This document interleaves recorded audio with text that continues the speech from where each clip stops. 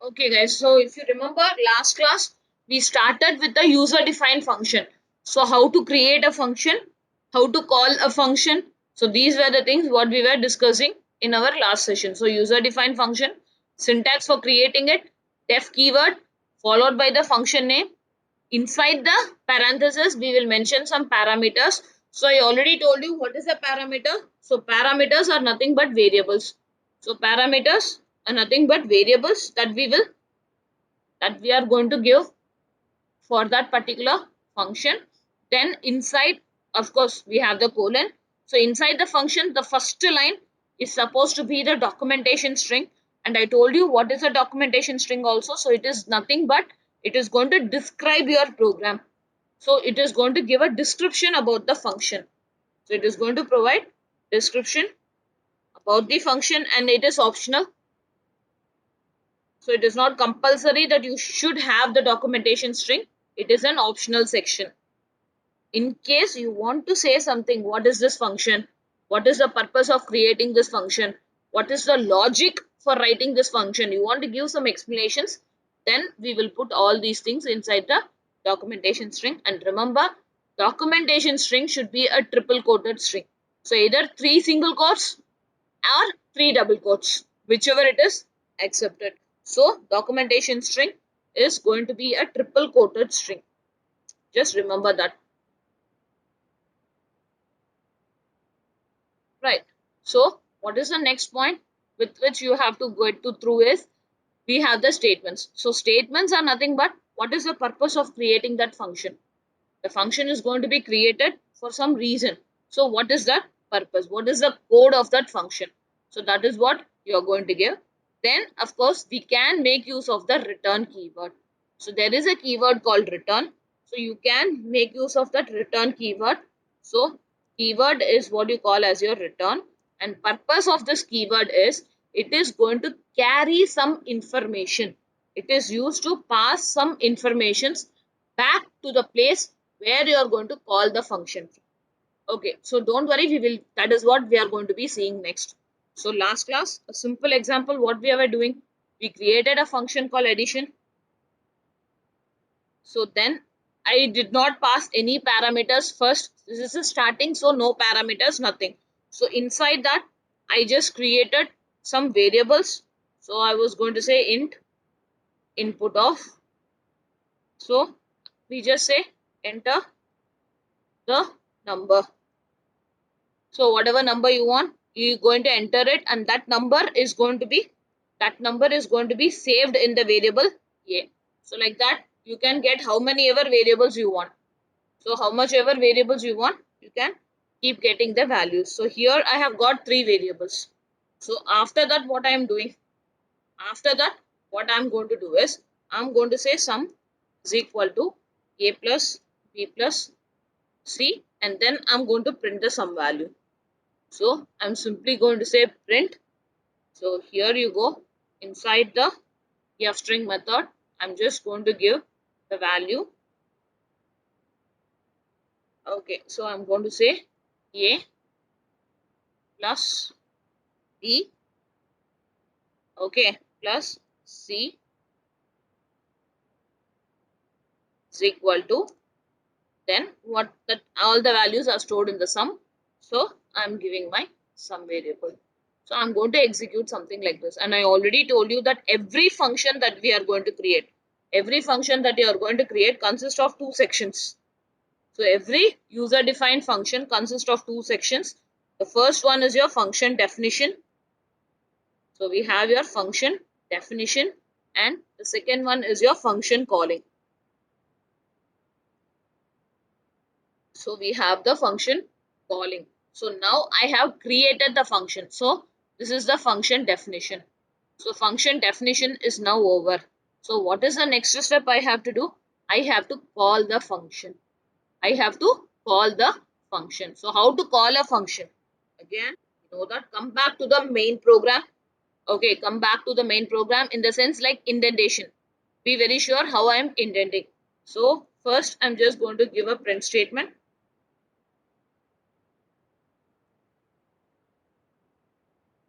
I'm just giving a message. Then again I'm saying print. here we are going to add 3 was just some message just to show you that you can do anything here, then followed by the function call. So how to call a function? Just mention the name of the function. That's it. Just Ma'am, print, ma'am, not printf, ma'am. sorry, da. As I told you, continuous C classes effect. Okay, so this is going to be my function calling. So remember, function calling. This part is my function calling, and that one is my function definition. To the same program, we are going to add a couple of things now. First, let us run this program. So this program I already showed you in the last session. Okay, so now we are going to add parameters and return keyword one by one. So let us say after this, I'm just going to say print program ends. Done. So now let us try to execute this program. So I'm going to make use of my GDB compiler here. So just run the program. Okay.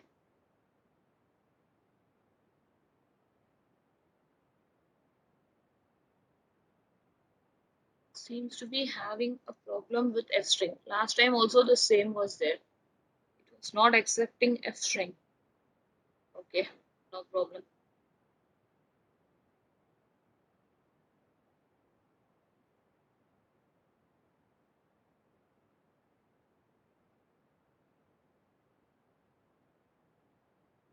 Let's rewrite this. Sorry. Let us use the comma operator. So I'm going to say a comma plus, because I have told you what are the different ways to format. So I guess you guys remember that. So comma is also going to do the same work, concatenation. So there you go. Equals to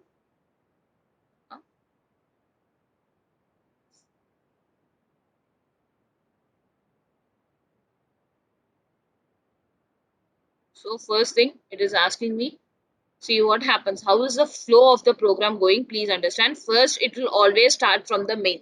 See, even though we are not mentioning in like other programming languages, public static void main or int main, we are just not mentioning, but still even your Python also has your main function. So all the code that you're writing is actually part of your main. So always the execution is going to start from this part only. So first it is going to say welcome to functions. Then it is going to say here we are going to add 3 numbers. After that I am saying addition. So remember, as soon as you are going to call a function, the control will be transferred from the main to the function definition. So from the main function, from the main part of the program, the control will be transferred to the function definition. So whatever you have given inside the function is going to be executed for us. So first thing what it is asking me, enter the number. So enter the first number. Okay, after entering the number, press the enter key. So then it will take this number, store it inside A. Then it is going to ask you for next another one. Okay, give that again the third number. Give that. So then you are going to get the result. So what is going to happen? All the 3 values will be summed up and is going to get stored inside this variable, and then we are just printing it.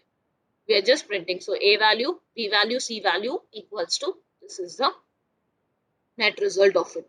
Okay, so this is how I'm going to execute this particular function.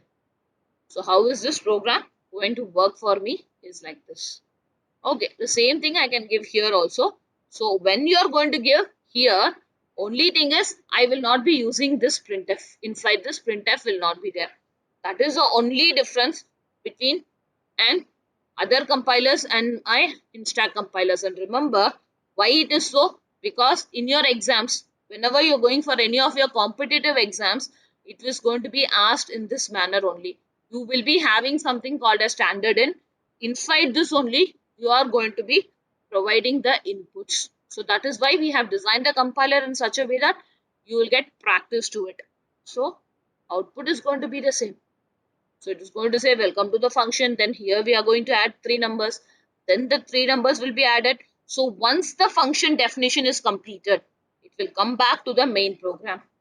So this line is completed now. So it will automatically go to the next line and it is going to print that.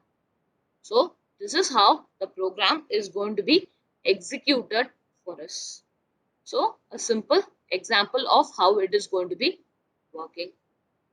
Right. So let me add this now. Next, we are going to discuss about the concept of parameters. Next thing what we are going to do is we are going to discuss about the concept of parameters. Okay, now let us try one thing.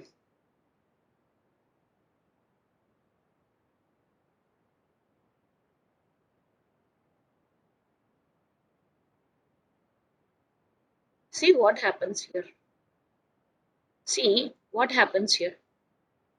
I have created the variable a, b, c, and there is another variable called sum, which is going to add all the three numbers and store it inside the sum. Then I am not printing it here inside the function. Okay, where I am going to print it? I am going to print it here after the function call. Why I am printing after the function call? Because if the function is called only, all the values will get stored inside. So after storing, after the sum is calculated, I am coming and printing this outside here in my main part of the program. Right, I'm going to put that in the main part of my program. But see what it says. My main program, my main function is not able to recognize what is A, what is B, what is C, what is sum. Why? Because these are the variables that is created inside of this function. So these variables are created inside of this function. So these variable belongs to the addition function only. Local variables. So we call such variables as local variables. So local means what? Wherever you are going to create it. So remember all this A, B, C and some variables. So whatever variables we have created inside the function. So what we say? Variables created within a function. Within a function is what we call as local variables. And what exactly is the purpose of the local variable? See, for calculating, for doing some task, I am creating this. So that means, remember the scope of the local variable. The scope of the local variable is always only inside the place where it is created. The scope of the local variables, okay, resides only within the block. Within the block. Here we don't say block, we say it as the suit. Within the suit in which we are creating it. So when we try to use it outside of the scope, when try to access outside of the scope, error is generated. So remember this point very clearly. Error will be generated. So A, B, C and some are local variables to which function? To this addition function. So it can be used only inside the function because we are creating it inside this. So we can use it also only within this function. Right. That is why when I try to use it inside the main function, it is actually throwing me the errors. It is actually going to throw me the errors. So now this is one important point what you should be remembering. Same way, now what is the next step? This, as I said, for the local variable. What is the next step is concept of parameters. Concept of parameters. So I already told you what is a parameter. Parameters are nothing but variables of my function. Of my function.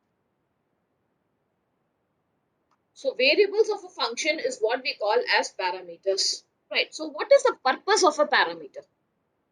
Remember, if you want to, Okay, if you want to pass some information or values. So information here means what? Values. Pass some values, okay, to the function from the main program. So what is the purpose of a parameter? It is used to pass some values. Let us change it. It is used to pass some values from the main function to the function. Okay, from where? From the main program.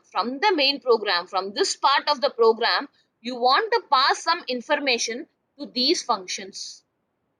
How to do that is with the help of my parameters. So parameters are nothing but variables. What is the purpose of a parameter is it is used to pass some values to the function from the main program. Okay, say for example, here my addition function is going to add three numbers. Now I'm saying, see, if I create this A, B and C, it becomes local to this particular function.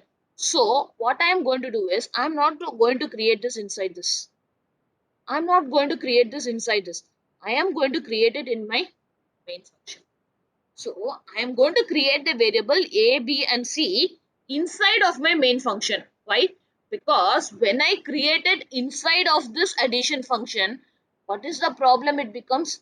It is going to become a local variable. So I am not able to make use of that variables from this part of my program. So what is that I'm going to do is I'm going to create these three variables in my main program. Then the A, B and C value, I am going to pass it to my addition function. So how to pass it? With the help of parameters. So how many values I am planning to pass? Three values. So how many variables I should create? Three variables. So I am going to say x, y, z. So I am creating three variables in my as parameters. So what are the three variables I am saying? X, y and z. Okay, sorry. Yeah, there you go. In function definition, you are creating three variables. Why? Because this function is going to add three numbers. So it is going to be x plus y plus z. Okay, so x value, sorry. Yeah, there you go. X value, then y value, then your z value. Right. Now, okay, here I am adding xyz. What is the value of xyz? So that only you are going to pass here. So I am saying A, B, C. So whatever is the value stored inside the variable A, that value is given to the variable x. Is copied inside the variable x. Like what you are saying. This is like x is equal to A. So then y is equal to B. Then Z is equal to C. So for writing like this, instead of writing like this, I am just passing these variables in the parameter. Internally, my interpreter will take care of this. Whatever is the value of A, that value is given to this variable X. Same way, whatever is the value of B, that value is passed to my variable Y, and the value of C is passed to my variable Z. So this is how internally the values are going to get assigned. Right. So now I'm going to add these three numbers and I'm going to print the sum. So when I run this program,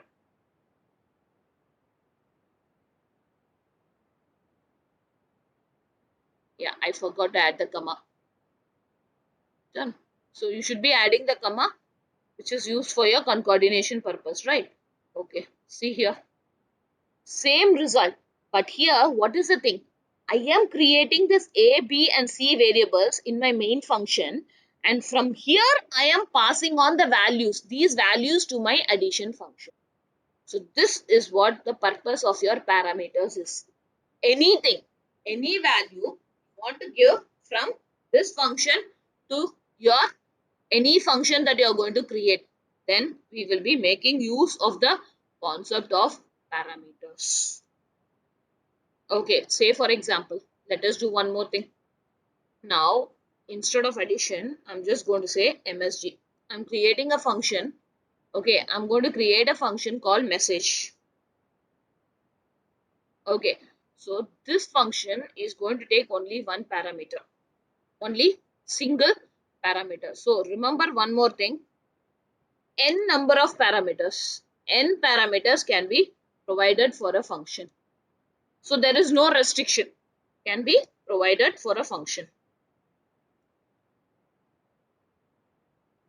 So there is no restriction that a function should have only 2, 3 or 4 parameters. So n number of parameters. So endless. How much ever your program requires, you can pass that much of parameters to a function you are going to create. Okay, but remember one point. How many variables? Okay, how many parameters you are creating? Okay, you are going to be creating in a function definition.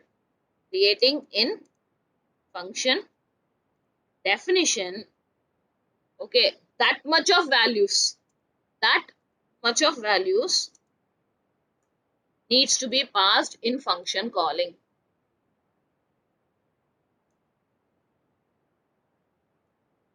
So what do you mean by this? In case if you are going to create a function with 3 parameters, then when you are calling that function for all the 3 parameters, you have to pass the value. It is compulsory. Okay, you cannot declare here 3 parameters and while calling you giving only 2 values. No, that is not correct. So always remember how many how many parameters you are creating during a function definition. That much of values needs to be passed for in the function calling. This is another important takeaway, another important point what you should remember. Right. So here, what is that I'm going to do? I'm just saying, okay, I'm going to take all this. Right. So here I'm just going to say, and let us take this message. Okay, so here it is going to say print. Okay, whatever is the x value, then it is going to say hello plus ex plus,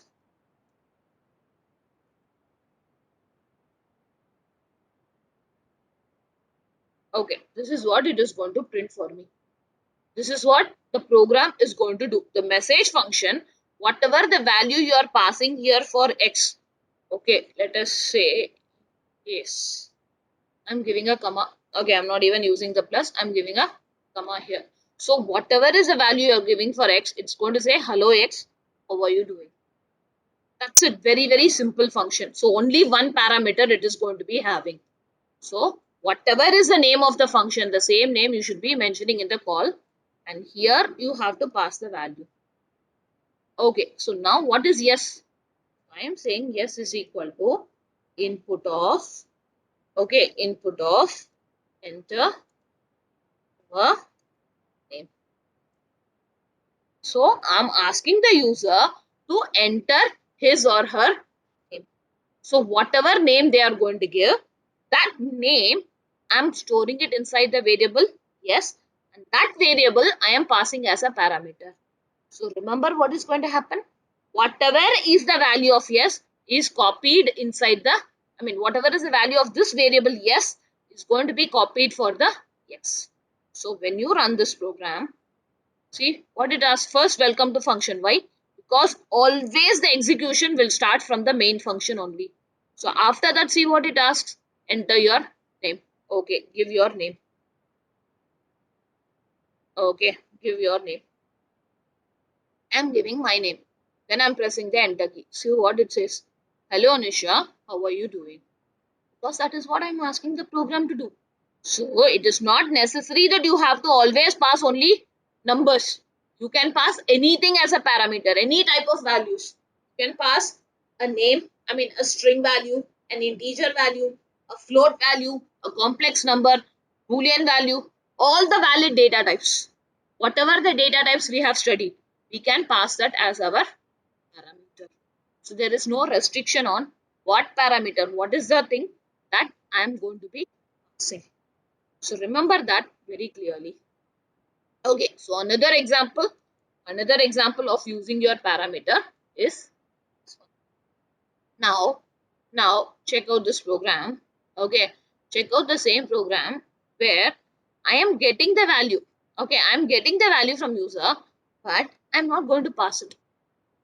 I'm not going to pass it. I'm just calling the function. Even though the function is created with a parameter, I am not passing any values for that x. I'm not going to pass any value for that x. Now, when I'm going to run this program. So always remember, from the main function it is going to start. So first thing, it is going to be,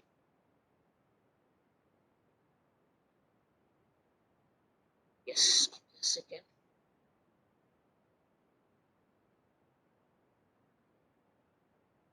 Such a long time.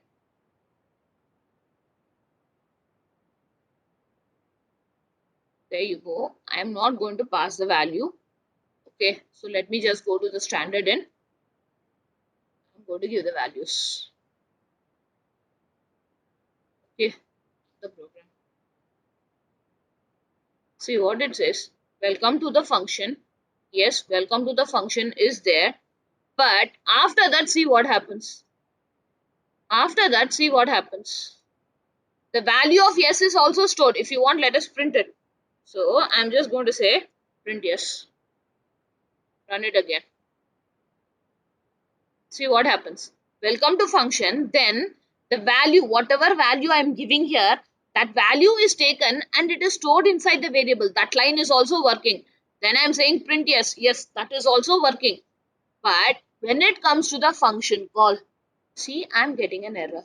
What it says, missing one required positional argument x. So the function has been created with a value, with a parameter, that is the name of the variable is x. But when I'm going to call the function, I am not giving the value for x. So that is what I said. As I stated here, what is that? Whatever you are giving, the number of parameters in the function definition and the number of values in my function calling should be matching. Otherwise, your program is going to throw you an error. So remember this point very, very carefully. So whenever you are going to define a program, you have to make sure that you are doing the things properly. Otherwise, you are going to be getting errors only like this. So another important takeaway, what you have to remember when you are dealing with the concept of your functions, right? Okay. Now, what is the next important thing? What is the next important thing with regards to the functions? That with regards to the parameters, especially you have to, okay, what is that is, here in your Python, one advantage what we have, what is one advantage you have is, your variables, you don't have to fix it with any data types. The variable need not be binded with any data type. So one of the advantages, that is why we have the dynamic, that is why we say Python is a type infer language. So the parameters, the variables that you're creating, the variables that is created need not be bounded with any data type. Created, okay, need not be bounded with any data type. So this is an advantage for us.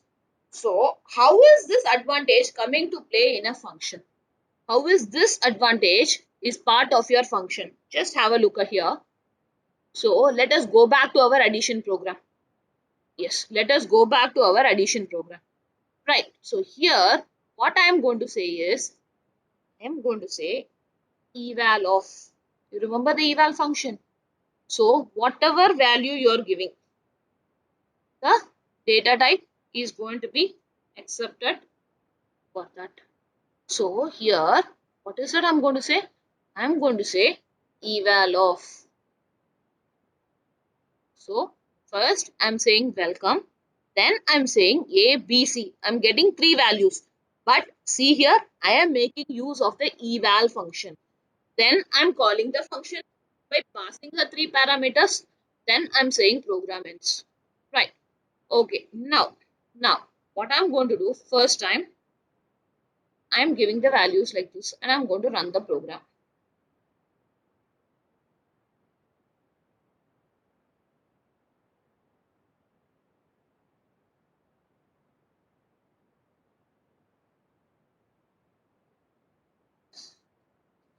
I missed out last time also. Okay. See what is the output? It says 10, 20, 30 equals to 60. So your program works. Your program works perfectly.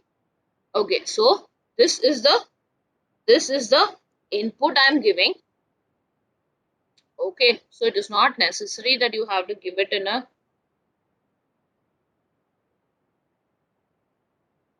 here. I'm not saying in all other compilers.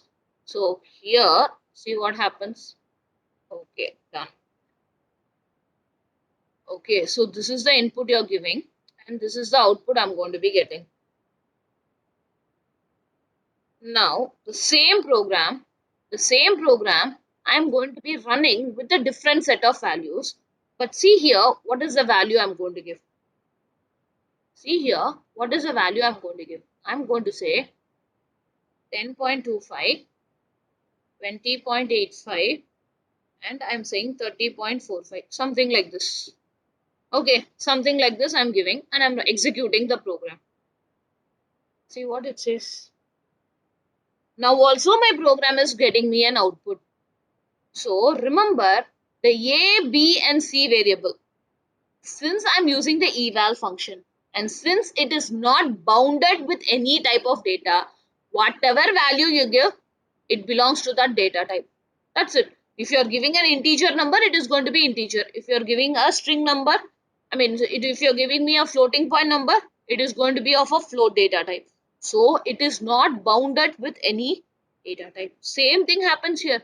In other programs, you have to declare the variables with the data type. So I cannot do same function. I cannot use it for different things.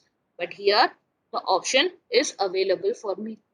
Here, the option is I'm having a free hand here in writing my program. The same function, I can use it to produce different outputs. So I don't have to write one program separately. Okay, a separate addition program, a separate addition function to add integer numbers, a separate addition function to have float numbers. Nothing like that is needed. Even using one single variable. Say for example, I'm giving like this. I'm giving the values like this. Okay. Second value I'm giving like this.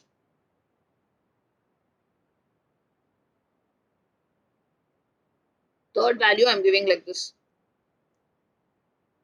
Now I run the program.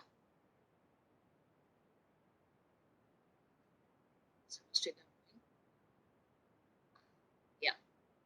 When you open with a single quotes, make sure that you're closing with a single quotes itself. Okay, you should not use both like this. See what it happens. So if I am giving an integer number also, the addition operation is happening. If I am giving a floating point number also, the addition operation is happening. If I am giving a string value, then what? Plus operator on string, it works as a concatenation. It works as a concatenation. So then also the work is happening. So one single function, I can use it to produce multiple results. So a single function, I can use it to produce multiple results. Why? Because of this particular advantage. Since the variable does not belong to any data type, I do not have to write separate functions for handling different. So with one single function, I am able to complete this particular. So this is another thing with functions what you should be knowing. So the variables are not bound with any data types. So whatever value you are passing for that variable, the variable is going to be of that particular data type. That's it. Right. Okay. Now one more advantage of a function. What did I say? When we were discussing about the advantages of function, I told you that function has one big advantage, reusability. One of the biggest advantage of a function is the concept of reusability. Create once, and can call the function n number of times, n times. So you can create the function once and we can call the function any number of time I want. So what I'm going to do is, I'm going to take this out. Okay, so now one more way, directly pass the value. So it is not always necessary that you have to pass only a variable. We can also directly pass the value. See, I'm saying 10, 20, 30. Run the program. Run the program. See, it is working perfectly. Now, I'm going to call the function again. I'm going to call the function second time. Okay, so I told you reusability. Write once, call it n number of times. Right. This time I am passing some different set of values. I am passing three floating point numbers. So then also see, first time adding all the addition. The first addition function is adding all integers. The second addition function is adding all your floating point numbers. Okay, let us say I'm calling the function again. Third time. I'm calling the function again. Third time. This time, say I'm saying Python. Okay, I'm giving a space, comma, version. I'm giving a space. Then, right? Yeah, the third value for the third variable. Okay, so here I'm going to say 3.9. I'm going to run this program. So everything is a string value here. See, Python plus version plus 3.9. This is the output I'm getting. Yes, it works perfectly. Okay, let us call the function again. So here I'm saying 10.2j. Okay, 20.5j. Then 30.9j.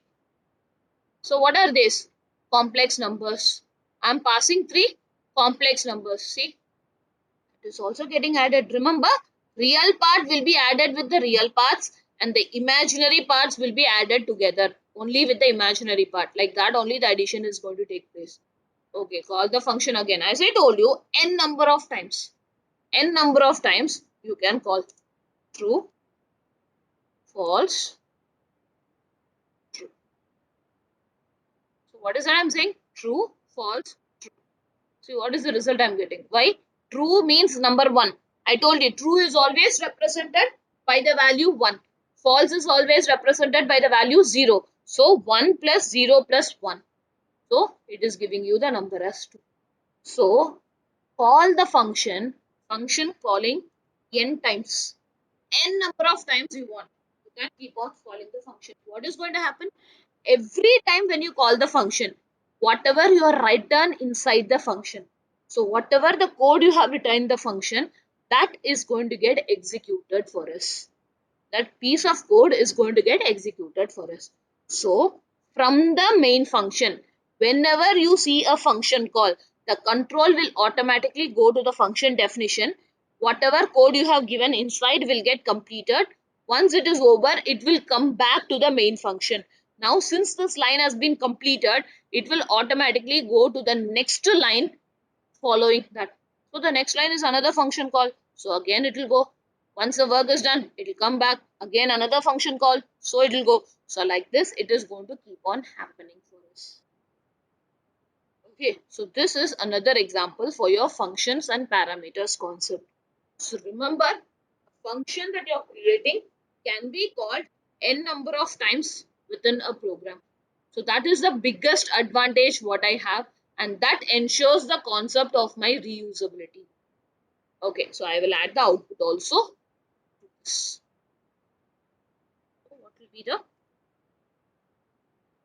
output of this particular program?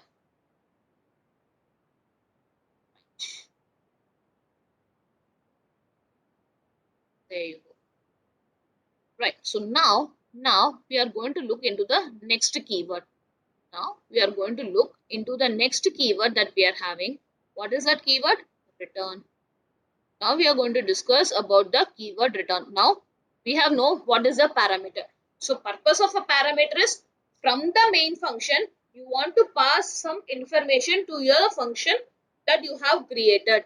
Then we will be using the concept of our parameters to pass that information. Now, what is the purpose of the keyword return? So I have a keyword called as return. Now, what is the purpose of this keyword? So remember, it is used to pass some information or value from the function that you have created to the main function, to the main program. So remember this very carefully. Parameters is from the main program to the function. Return is from the function to the main program. I want to pass some information from the function to the main program. How to pass that is with the help of the return keyword. Okay, so here the return keyword. The return keyword is going to act as a delivery person, as a delivery person, or what do you say, a courier fellow. What is the purpose of a courier? I am sending something. I am writing the address, your address, and I am sending something. So it will be delivered to you. The same concept is applied here also. Okay, so whichever place you are asking it to return, the word return will carry the value. Okay, whatever value you are asking it to return, it will carry the value and it is going to act as a delivery person. It is going to give the value. Okay, next question comes is where it is going to give the value. I said to the main program, but where in the main program? So, where in the main program the value will be given? So, where in the main program the value will be given? That is the next question that will come. So, remember, it will always be given to the place from where you are going to call the function. So, it will be, it will be always returned to the place from where we are calling the function from.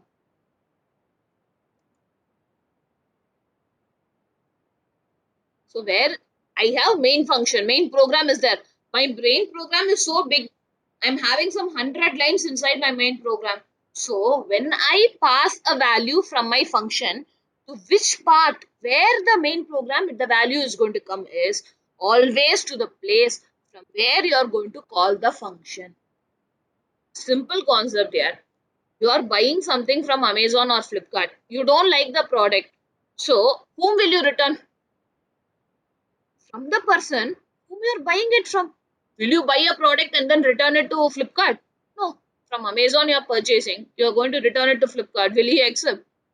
That is the same concept here. From wherever you are going to call the function to that place only, the value is going to be returned back for us. See, I told you I'm going to send you a courier. Suppose I have returned the address wrong or you don't want to accept it. You are returning back. So where will you give? To my address, because I am the person who has sent the courier. So it will be returned back to me. Same thing. It is going to be called from the main function means value also will be returned from the main function to the place where the function calling is going to happen. So these are very, very important points what you have to remember. Right. So now let us modify this addition program a little. Okay, I'm going to modify this addition program a little. So here, what I'm going to say is, I am saying return, okay, or let us just say like this,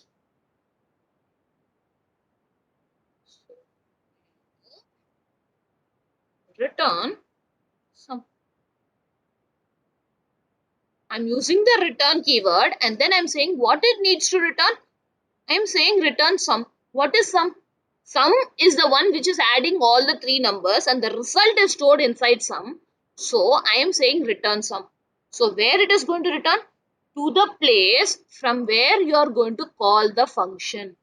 So in the main program, wherever you are going to call the function from, in to this line, the sum value is going to be given back. Now, since the value is going to come here, I need something to store that value. I need something to store the value. So I'm going to say R is equal to. Why? Because this function is going to return some value, is going to give me back some value. That value I am storing inside the R variable. Then I'm saying print result is equal to comma R. Now let us run this. Let us run this program. See what happens. So where is the sum value calculated? The sum value is calculated inside of the addition function. Okay, and I cannot print the sum inside the main program. Why? Because sum is a local variable. I cannot make use of the sum here. So what I am saying is return. So I am asking, saying this function is going to return something. What is it going to return? The value stored inside the variable sum. So when you call the function, first the 10, 20 and 30 values will be given to my xyz. Then the sum is going to get calculated. Then the sum is going to be returned. So the return value is stored inside the R variable. Then I'm using that for the printing purpose. Right. Simple enough a program to explain the concept of our return keyword. Right. Okay, guys. So with this, I'm just stopping the session for today. I will share you these materials. Okay. So we'll continue the session in our next class.